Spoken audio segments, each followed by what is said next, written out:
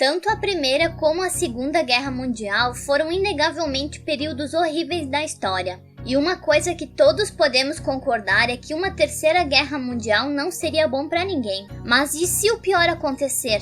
E nós realmente nos envolvermos em uma? Bem, algumas pessoas definitivamente estariam em situações piores do que outras. Então vem comigo enquanto damos uma olhada hipotética nos piores papéis que você poderia exercer na Terceira Guerra Mundial.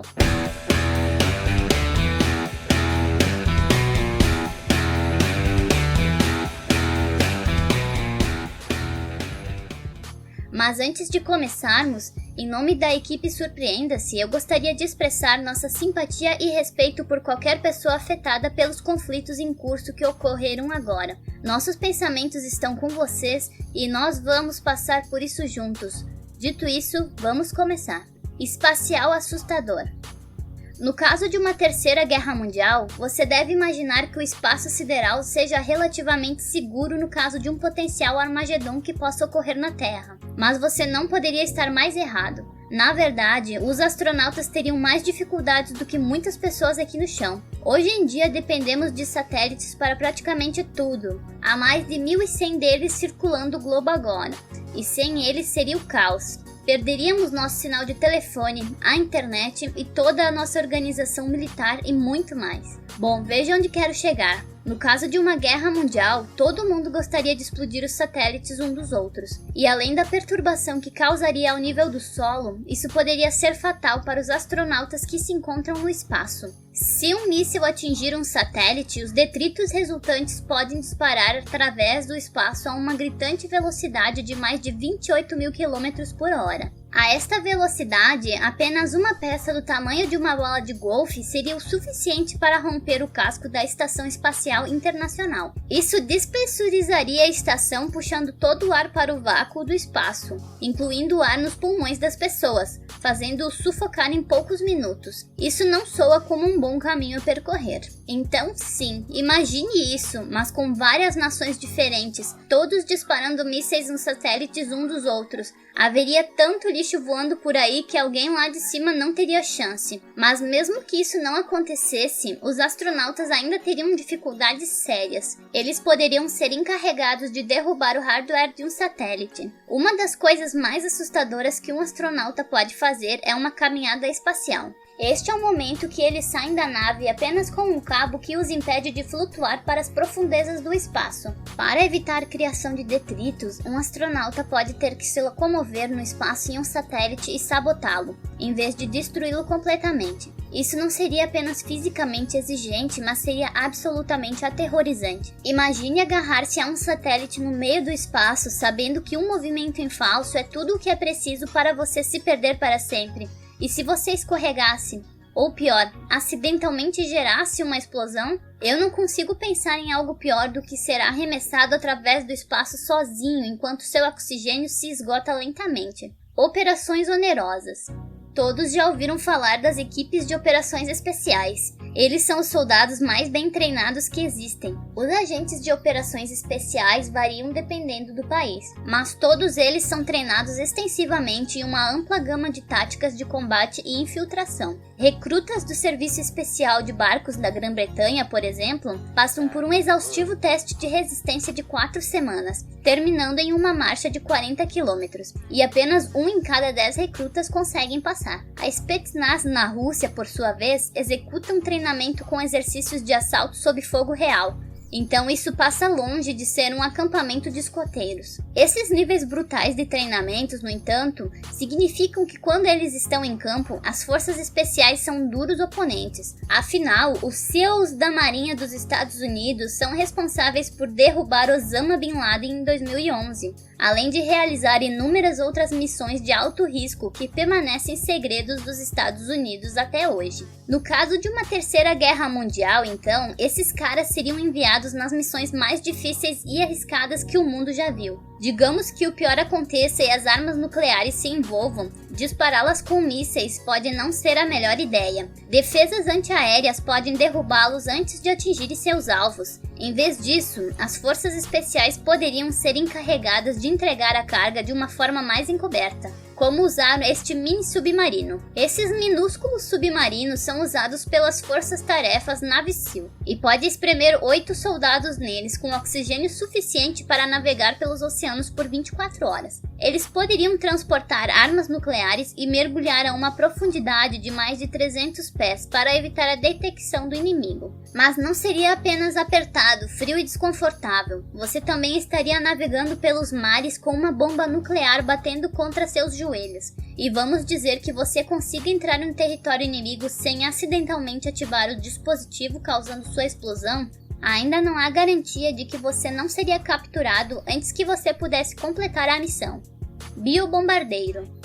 Teorias sobre a Terceira Guerra Mundial geralmente gravitam para a guerra nuclear, mas na realidade é improvável que isso aconteça. A última coisa que qualquer líder gostaria de fazer é apertar aquele grande botão vermelho, levando todos os outros países a fazerem o mesmo, levando a autodestruição mundial mutuamente assegurada. De acordo com vários relatos, o governo chinês acredita que as armas biológicas são o caminho para vencer efetivamente. E depois do caos que o Covid-19 causou, estou inclinada a concordar. A Covid paralisou o mundo e teve uma taxa de mortalidade de apenas 3,4%. Então, imagine se algo tão mortal quanto a peste bubônica, que tem uma taxa de mortalidade de até 60%, fosse usada sendo ela imune a vacinas e antibióticos. A destruição potencial seria monumental, e se for mal manuseado, poderia até eliminar a maior parte da vida humana na Terra. Com isso em mente, as pessoas que criam e testam arma biológica teriam facilmente um dos piores empregos imagináveis. Um pequeno erro e opa, você pode se tornar o paciente zero para um supervírus projetado para destruir um humano na pior maneira possível.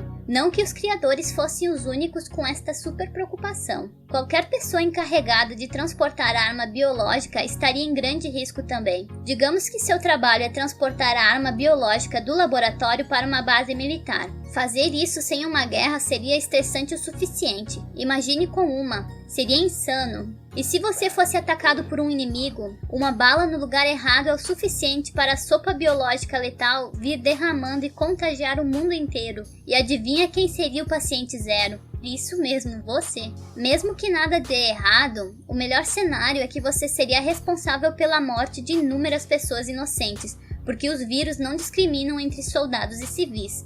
Então, a menos que você seja um psicopata, isso vai tirar seu sono pro resto da vida. Mas se você acha que tudo isso é apenas uma hipótese maluca, tem uma novidade para você. Na década de 1980, a União Soviética realmente tentou armar a peste bubônica como parte do maior programa secreto de armas biológicas do mundo. Felizmente não foi usado dessa vez. Luta e fuga. Alguns anos atrás, se você me dissesse que haveria soldados voando por aí usando jetpacks, eu teria dito para você parar de assistir filmes de ficção científica. Mas nos últimos anos, os militares dos Estados Unidos e do Reino Unido têm testado jet suits da vida real. Desenvolvido pela Gravity Industries, os trajes são movidos por turbinas que podem impulsioná-los através do ar a até 137 km por hora. No momento, eles trabalham apenas por cerca de 5 minutos, mas isso ainda é tempo suficiente para levá-lo em um cenário de batalha. Agora, imagine que uma guerra mundial em grande escala estourou e todos os lados estão lutando por suas vidas. Se você tivesse um esquadrão do seu lado treinando com esses bad boys, você definitivamente os usaria bem. No entanto, pense nisso por um segundo. Você está no meio de uma batalha acalorada, balas estão voando por toda parte e você recebe a ordem de voar sobre o campo de batalha para chegar a um ponto de vantagem. Você não estaria zigue-zagueando por lá com a graça do Homem de Ferro. Os trajes são pesados, você não pode usar uma arma enquanto estiver voando e ainda é uma tecnologia nova e pouco confiável. E se você quebrar no meio do voo, mesmo se você não o fizesse, você ainda estaria caindo ao ar livre e fazendo-se o alvo número 1 para todas as tropas inimigas lá embaixo, assim como a aeronave no céu. Eu não sou fã de altura, muito menos de ser um alvo voador. Aviões velhos, nova guerra. Em qualquer guerra, a superioridade aérea é fundamental. Se você controla os céus, você controla a batalha. O governo dos Estados Unidos está hiperconsciente disso, e investe centenas de bilhões de dólares em sua força aérea todos os anos. Não é novidade que os Estados Unidos têm a maior e mais avançada força aérea do planeta, com mais de 13 mil aeronaves. A Rússia vem em segundo lugar, com quase 4 mil aeronaves, e a China em terceiro, com cerca de 3 mil. Então nenhum dos três superpoderes cairia fácil em uma disputa nos céus. Mas e as nações menores com um menor poder aéreo? Bem, se você é um piloto, digamos na Síria ou na Coreia do Norte, quando a guerra estourar, tenho más notícias. A Coreia do Norte ainda tem aviões de combate ativos da Guerra da Coreia de 1950, há mais de 70 anos.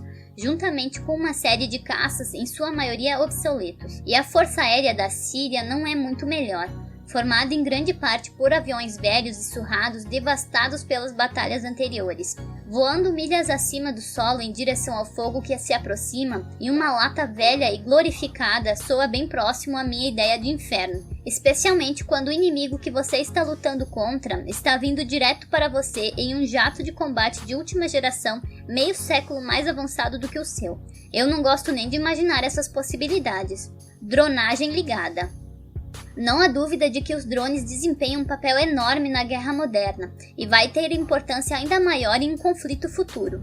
Mas quem é pequeno o suficiente para pilotar eles? Bem, os pilotos não têm 5 centímetros de altura. Eles são humanos de tamanho normal operando-os de longe. Parece um trabalho confortável, certo? Assumindo que a base de onde você está operando não está sob ataque, claro, você está fisicamente seguro, mas mentalmente. Isso é um assunto diferente. Segundo informações do Pentágono, os pilotos de drones dos Estados Unidos se sentam em caixas de metal isoladas com nada além de telas de computador, até 12 horas por dia e 6 dias por semana, e isso em tempo de paz. Os pilotos muitas vezes não são informados do propósito das missões para as quais são enviados, e eles não têm a camaradagem de estar em campo com seu esquadrão. Eles apenas se sentam em suas cabines e assistem de uma câmera enquanto executam as ordens, que muitas vezes envolvem o abate de pessoas. Além disso, se virem seus companheiros feridos, eles não podem arrastá-los para a segurança. Tudo o que eles podem fazer é assistir, completamente impotentes.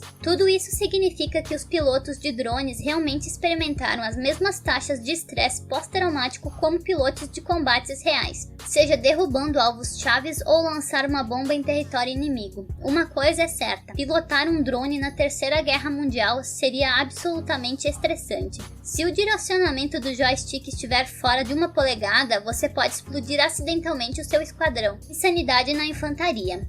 Apesar da crescente importância da guerra cibernética, a guerra convencional sempre manterá algum papel em um conflito mundial. Se os satélites de todos forem destruídos, mísseis guiados não funcionarão, o mundo será revertido para uma era pré-GPS, pré-internet. Assim como as 2 primeiras guerras mundiais, apenas com equipamentos mais avançados, isso significaria que se você é um soldado na linha de frente da Terceira Guerra Mundial, o perigo vai estar em um nível totalmente diferente. Não serão rifles lentos de ferrolho onde cada bala tinha que ser carregada individualmente para ataques de curto e longo alcance. Agora vivemos em uma era em que os atiradores podem se pendurar sem serem vistos e usar balas autodirigíveis. Balas que usam pequenas barbatanas para corrigir o curso do seu voo, permitindo que eles atinjam alvos iluminados a laser a mais de 1 quilômetro de distância. Mas essa tecnologia militar aprimorada significa que é muito mais caro armar tropas do que se costumava ser.